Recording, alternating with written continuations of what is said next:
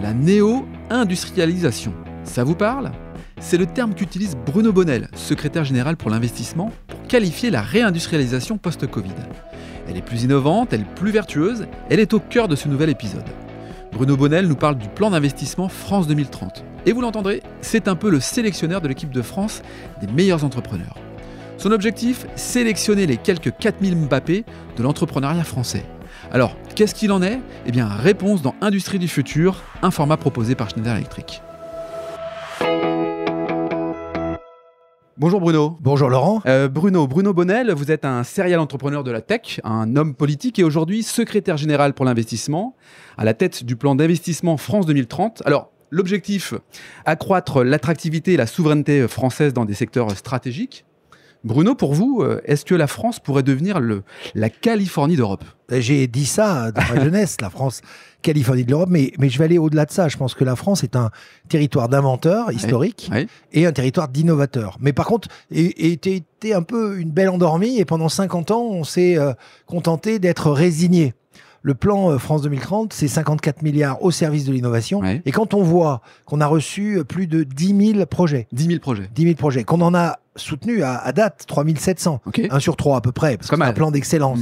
Que ça représente 7 000 sociétés qui sont derrière ces projets. Parce que la plupart sont en consortium. Ouais. Eh bien, on s'aperçoit aussi, et c'est la grande surprise, 60% viennent des territoires. C'est-à-dire hors Île-de-France, hors de ces grandes entreprises, et 48% viennent de petites boîtes. Donc oui, la France peut devenir un territoire d'innovation majeur dans les années qui viennent. Je dis souvent nos régions du talent. Bon, on aura fait le lien.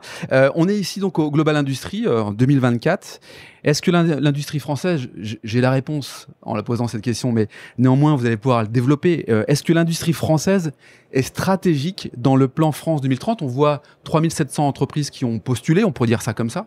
En quoi il y a une vraie stratégie pour l'industrie qui se transforme aujourd'hui ? En fait, on a eu une espèce de réveil où en fait on a rêvé, je sais pas pour quelle raison d'ailleurs. J'en faisais partie à l'époque de cette ambiance où on disait la France sans usine. Ouais. En fait, non, il n'y a pas de pays souverain qui n'a pas une production industrielle.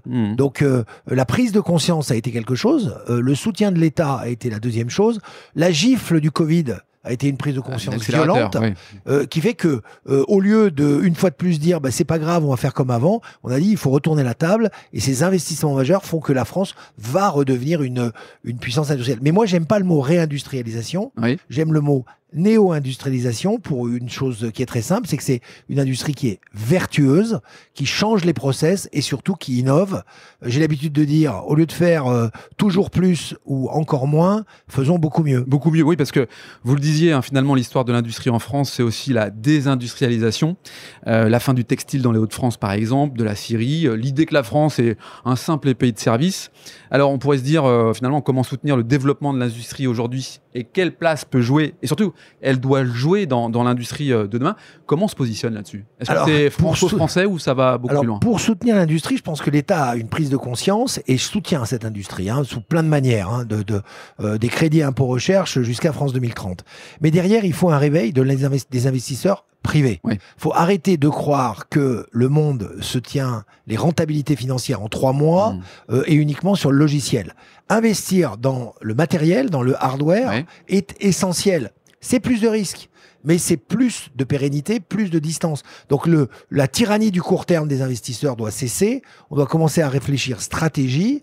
Et donc, à côté de l'argent de l'État, à côté du soutien de l'État, il faut que les investisseurs privés s'y mettent aussi. Et là, ça patine. C'est intéressant parce que ce qu'on comprend dans vos propos, c'est de dire les logiciels, les investissements sur des logiciels, c'est bien. Par contre, le hardware, tout ce qui est nécessaire, toutes les machines qui consistent à créer, à produire, c'est aussi important en fait. Et parce que notre quotidien, il n'est pas virtuel. Notre quotidien, il est solide.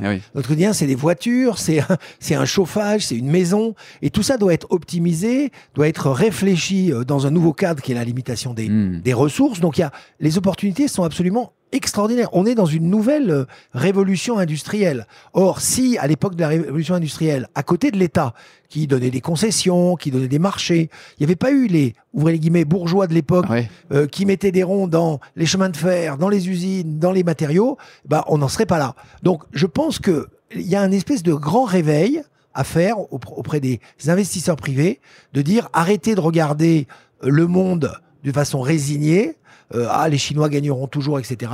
Le potentiel d'innovation en France est fort, misez dessus. Bruno, je vous vois un peu comme le sélectionneur de l'équipe de France 2030 quelque part. Vous révélez les meilleurs projets français dans l'innovation, la recherche, on l'a dit, l'industrialisation et la formation, en donnant des moyens, et donc c'est là où l'État intervient. Est-ce qu'on a quelques champions français là, de France 2030 à identifier et sur lesquels on pourrait dire déjà ça marche et on a de belles victoires devant nous là? Oui, j'aime bien votre analogie avec l'entraîneur de France 2030 parce qu'en fait c'est vraiment comme à l'époque de 98 quand Aimé Jacquet, c'est il y a longtemps, tout le monde s'est moqué de lui, il n'y arrivera jamais et tout. Et finalement, ce provincial, ce gars qui était un petit peu sous les radars, a amené l'équipe de France championne du monde. Eh bien, là, nous avons des Mbappé de la technologie et de l'industrie, bien sûr. Mais là où on est étonné, c'est qu'ils sont là où on ne les attend pas. Je vous citer 2-3 exemples. Biose. Biose, c'est une entreprise qui fait de la fermentation et qui utilise la fermentation pour fabriquer des médicaments et des produits alimentaires. Stratégique. Ils sont à Aurillac. Nous avons une société comme McPhy qui est à Belfort, qui fabrique l'électricité de demain avec des piles à combustible et eux font des électrolyseurs. Les piles à combustible sont à Béziers, une entreprise qui s'appelle Genvia, et je pourrais en citer comme ça des dizaines. Latitude qui lance des fusées dans l'espace, là qui va lancer le prochain lanceur dans quelques mois. Tous ces champions existent, il faut simplement leur redonner confiance, non seulement en eux, mais au potentiel de la France de les soutenir. Faut pas qu'ils se sauvent, faut pas qu'ils signent dans des clubs étrangers, faut qu'ils restent en France pour que d'abord on solidifie le Club France. 98, la France est en nous, la victoire est en nous. On pourrait dire la victoire est bientôt à nous si justement France 2030 met en avant un certain nombre de champions et qu'on voit des réussites comme celle-là. Mais bien sûr, et puis ce sentiment justement de victoire, il vient de concret, il vient de boîtes qui exportent, il vient de boîtes qui gagnent des marchés.